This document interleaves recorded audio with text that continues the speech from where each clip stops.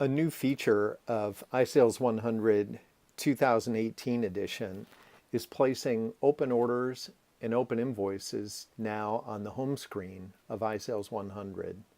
So you'll see by going into the open orders icon that I now have a complete listing of all of my customers. I can change my sort criteria by tapping in the upper right hand corner. The preliminary sort here is by transaction number, but I can go ahead and I can sort based on transaction date.